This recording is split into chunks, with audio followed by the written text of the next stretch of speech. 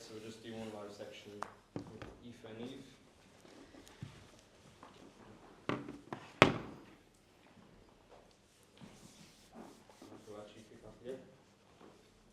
Hello, Eve. Hello, Aoife. How have you settled into Exeter? Does it help to have Garrett and some of your teammates, Clean Idell and Nancy, to show you around the place? Yeah, 100%. I think one of the first questions was where to go for coffee.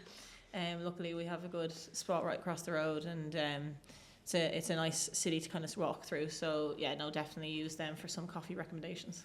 And how has it been this long in camp, and does it get to, does it get over the top, or how does it feel this long in, and does the fact that you're coming to a do or die match, does that increase the kind of the intensity or increase the atmosphere? I suppose it's weird. We're in a bubble, so it's flown by at the same time. I think it's good that obviously we're so close that it doesn't feel as long as, the fact that this is 4 weeks now, or coming into the 4th week is kind of crazy, but it didn't feel like that at all. And the plan was always to be at this week, to be going into a quarter final. I think we're all just excited about it. That it's do or die. It's knockout rugby now, so it's just excitement. And even would you have noticed a change in the atmosphere when it does become, win or go home? I don't know. I think we take the same attitude into every game. Like we've just taken it week by week from the first game from Japan up until now. As soon as the game at the weekend was over, we just had to switch our minds to France now. So I wouldn't say there's been like a change or anything in the atmosphere. We kind of just take every game as serious as the other. But as you've said, our plans were to get to this week, and we just can't wait now. What's the key when you're playing France? What's the central team in the weeks before you play France? Obviously, Ireland haven't beaten them in 8 matches, but what's different about playing France? I think they just have threats all over the pitch, and they like to capitalise on playing high tempo, and they're kind of really good games players. Quick line-outs, ruck attack, all that kind of stuff. So you just have to be switched on for every element of the game, really. You moved full back before at the end, for the half of the New Zealand match. How comfortable were you there that you probably hadn't played competitively there in a while, or how easy was it to switch in, and how confident are you that you can cover that if Stacey's not fit? Yeah, I suppose it's been a factor, a possibility in many team namings before, like all through in Six Nations. It's been something that possibly could have happened. So it's something that I've been aware of. Obviously, I'd never had the opportunity to go in, but that obviously happened over the weekend with Stacey going down. But I suppose I've treated it with every possibility that I could have gone in, was just preparing myself as best as possible, whether it was through a few training reps or just having conversations with the likes of Stacey, Maeve Deely and the coaching staff. So I knew it was a possibility, so it was kind of, when it happened, it was just take a breath and just go on with it. You look like you're really enjoying your game at centre, and you have great partnership there. Do you have any say in where you go? And if you say, listen, I'm feeling it here, that's outside? Should have told Dalton to come back with me to the backfield. No, no. To be honest, obviously I'm enjoying my rugby, but a green jersey is a green jersey. So whatever the team needs, I'll do. And Scott has been very open with that. With where I could cover and the possibilities, like in WXV against USA, I came on at the wing, so it is a possibility. And to be honest, I love playing for Ireland, and in whatever capacity that is, I'd love it. It's hard watching Stacey. Obviously, we hope that she'd be okay, but we have to kind of wait and see. That's tough to see for one of your teammates. Yeah, of course. Whenever a teammate goes down, it's it's tough, but it's the nature of the game. We play a physical sport, and I've no doubt, everything's going in behind the scenes with everyone for everyone to be A-okay for the weekend. Does it feel like this is the biggest game of your lives, hopefully? Yeah, probably. As I said before, the week, our week layout doesn't really change that much, and how we approach this game won't have any major difference to how we approach the others. Essentially, they were all kind of knockout games for us. We had to win the first 2 games to hopefully guarantee a quarter final, and we managed to do that. So probably we'll feel it now coming up to the weekend and stuff. I'd say a few nerves will come in, but I think the staff and coaches are very good at kind of preparing us for the game that way mentally. Brittany told us last week that the game against the Black Ferns in Vancouver was the toughest game she's ever played. Like, I spoke to a few Spanish players after they played them, and they were still feeling it in their system. How do you feel back to yourself now? Like, you know, what is that recovery process like? What is it like? We don't know what it's like to play the Black Ferns. Yeah, I'm fine. The both of us are fine, thank God. But yeah, they're a hugely physical side. From 1 to 23, you know, they never really let off in the game either. But I think we're very, like, we prepare ourselves very well for that extreme physicality. We do a lot of work with breakdown stuff and kind of how we can match that, I suppose, and maybe go one more. So we're fine. I don't really know what to say. Like, Yeah. really. And Eve, like, you know, I suppose the fact that it was kind of a nil scoreline as well, did it affect confidence in any way, considering what you did against them last September? No, like, there was definitely frustration after the game, but I think you know, our coaching team is very good that we've looked back. You know, we'd 7 entries into their 22, I think it was, and you know, we just learned from that and see that there was opportunity to put points down. Like, New Zealand brought it to us, you know, like, their defensive game was very good at the weekend, but we've gotten a lot of learnings that hopefully now will be beneficial for us going into this knockout game. You know, we were fortunate that, you know, we were through to a quarter-final, but we can now use that to learn and go into this weekend. Aoife, you talked on Sunday evening in the mixed zone about how much New Zealand would prepare you for this weekend. Your opposite number, I know it's not an individual thing, your opposite number on Sunday, Stacey Waggett, 2-time World Cup winner, double Olympic champion. How much do all those experiences on Sunday and even over the last 12 months, this match is a year from the Australian game exactly to the day, how much of those experiences do you feel stand to you on Sunday? Yeah, I think every game will stand to you regardless of, like, what the score is or who you come up against.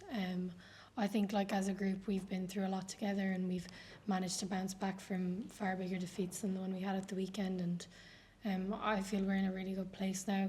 We don't have time to sit around and feel sorry for ourselves for what happened at the weekend. We just have to switch our minds to France and focus on that now. And even going back, because it's been 12 months, that Australian game, was that another starting point for this team, and is that last 12 months kind of the biggest progression since you've been playing for Ireland? Yeah, probably. It probably, like, set the tone for what that tour went on to be in Canada. It gave us confidence that we can go out against top tier nations and give them something to think about. Like, I don't know if anyone really expected us to win in Belfast that day and then to go on and win our first game of that tournament. But we just want to keep building on performances, and I suppose you're only as good as your last one, so we just want to put a better one out this weekend. Yeah, and then just finally, I mean, in terms of taking more good than bad from last Sunday, you'd said the day before you left, that sort of surreal going to play in the World Cup, and then I think you'd said in Northampton about, you know, what an experience it's been, but you said on Sunday evening you probably wouldn't have fully sunk in yet, so just a couple of days on, even reflecting on that experience and just how much all of that playing for Ireland for the 30,000 people, how much of that adds to you in terms of anything that comes thereafter? Yeah, it was amazing. We've never experienced anything like that as a group. To go out and see a stadium of 30,000 just green everywhere, and even in the national anthem, like, we just don't get them crowds at home, and hopefully we will in the future. But I can't really put into words, like, we're so grateful for that as a group, and the fact that people come out and support us. And I suppose one of our common purposes, we just want to make people, like, proud to be Irish and give them a nice story to follow. So yeah, hopefully we've a lot of support this weekend now in Exeter. And yourself as well, Eve. I mean, you've been in fantastic form through the World Cup so far. Is that something that you feel yourself, or, I mean, obviously a lot of people are commenting on it, but does it feel, sort of going out from match to match, does it feel you're in a good flow? I suppose it feels like the team at times is in a really good flow. Like, I thought we had a great opening performance against Japan, and it's all about everyone around you. You know, it's a 15 people are on the pitch, so I thought we've had really good moments as teams and as a team, and it's about just kind of being more consistent with that. You know, we had good moments against New Zealand. We just need to finish them off. That would, you know, put points on the board, and hopefully we can bring that now this weekend and really gel as a team. And while it's been a tough attrition on schedule, probably the first time you've played four games in a row, is that also very exciting to sort of still be here and to be able to almost in real time instantly work on good things, things that need improved, things that you can build on, rather than having to sort of wait until the next window? Is there a certain satisfaction in that you have a chance to go out and instantly build on the good stuff and fix the stuff that didn't go so well? Yeah, 100%. I think I've mentioned it before about sevens, how you have 2 hours or 3 hours and then you can right your wrongs again, and the fact that 15s, it's a week, or it could be 2 weeks if there's a bye weekend or whatever. So yeah, no, I think after the game everyone was keen on fixing things that that we just probably didn't perform well enough in the game. And yeah, like I said, the 4 weeks has flown by. So like it's weird. It almost doesn't feel like it's 4 weeks on the trot. It probably puts it down to our staff, like how good our S&C has done that. We feel good. So yeah, no, we're excited to play in a quarter-final knockout rugby. And just last one again, going back to last September, I mean Vancouver was a bit similar in that, and in fact they were longer in one place probably than they've been during this trip. But was that useful as a team, getting into that rhythm of being away for quite a long time together and just sort of building your weeks? And yeah, 100%. Especially like with women's rugby, like the girls went on a tour to Japan. What was it, 3 years ago? And that was one of the first cross world trips or tours that's been kind of taking place. If you look at fixtures in the past with women's rugby in the last 10 years, there hasn't been many of those opportunities of going for 2-3 weeks at a time. And yeah, that was huge for us, going 3 weeks last year to Vancouver, going the year before to Dubai, 3 weeks together, because a lot of people hadn't experienced that before. So it's put us in good stead for this World Cup. But kind of echoing on what Dalton was saying, the support that's been over here is just amazing. Like it's strange that we are away from home, because Brighton did not feel like we were in England. We were going out for coffee on the Saturday and the Friday mornings, meeting I don't know how many Irish people going around, so it kind of felt like we were back home. So yeah, no, it's just been amazing, the support that's come over, and it's kind of made it very special for us. Aoife, are you aware that the Irish sporting public needs a boost after the soccer team last night? I don't know if you saw the match, but Ireland were beaten in the World Cup qualifier, and they didn't play very well. But maybe is there extra pressure on you guys this Sunday to give the Irish public a boost? Hopefully we can give them that boost. I didn't watch the soccer now, sorry. There was a few people around here that was watching the soccer there. Oh yeah, a few staff members, but we were doing analysis, Yeah, we were busy, but hopefully we can put out a good performance this weekend and give the Irish people something to follow. Can I just ask, if Aoife is back, what would it mean to the team to have her back in the team? Yeah, like obviously she's been working extremely hard behind the scenes. We've all seen it. She's been, since the moment in training or whatever, like she's been non-stop working hard to get herself back onto the pitch. And if that comes this weekend, we'd be very happy for her, because it just shows the amount of work, the amount of time she's taken out of her life for the last number of weeks, months, to get back onto the pitch. And obviously her accolades stand for herself. She's a great player. So yeah, no, 100%. We'd all be delighted if she was able to come back. But yeah, no, hopefully now, yeah. Can I just ask, sorry, a bit on your personal journey. You played in the boys' team till sort of early teens. I'm just curious to know, how did that shape you as a player?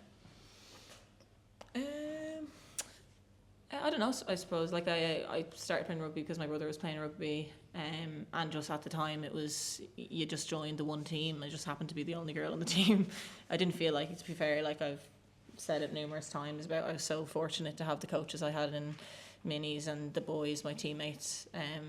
I didn't feel left out. I didn't feel different in any way, and I just enjoyed playing rugby. That's why I started playing in the first place. So yeah, I can't really say whether, because there's some girls in our team that picked up rugby very late, like Sam Monaghan picked up only a few years ago, and she's our captain and she's a great player. So I think it's great that in women's rugby, people are picking up the sport at all ages.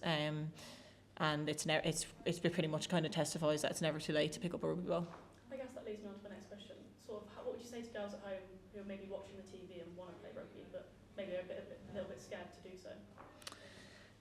I suppose there's an initiative in Ireland called Give It a Try, and pun intended. So I suppose it is, if you have any interest, look up your local club. It can be scary. Like I had moments when I had to move clubs when I was in youth rugby, and it is scary meeting being a new person in a whole new group of people. But they've been friends now, or they'll be friends for the rest of my life. I met Stacey Flood when I was 13, 14, same as Amy Lee and stuff, and they're going to be friends for my rest of my life. And you just never know until you take the plunge, what your life can turn out to be and the friendships you make. So just kind of take that risk, take that plunge, and give it a try, as they say. What? You play alongside a very young fly, Aoife, but she seems very quiet, very cool on the pitch. Is it the reality or a poker face? She's the loudest person off the pitch. Yeah. No. I think Dana, that's just the way she is. It's just her nature. And she might come across as very introverted and quiet, but around the group she does come more out of her shell. And I think her performances speak for themselves. Her kicking ability is, in our opinion, one of the best in the competition. And I think she probably complements the players around her really well. We have a lot of bigger voices in the group who kind of do that job with Sam and Tricky. And yeah, she just leads from the front by example. And is it easy as a centre to play with her? Is it easy? Yeah. She makes her life She very puts us in easy. really good positions in the pitch. So it's there's even moments in training you're kind of just I don't know how she did that, but well done. Well done. So no, it's great playing outside there.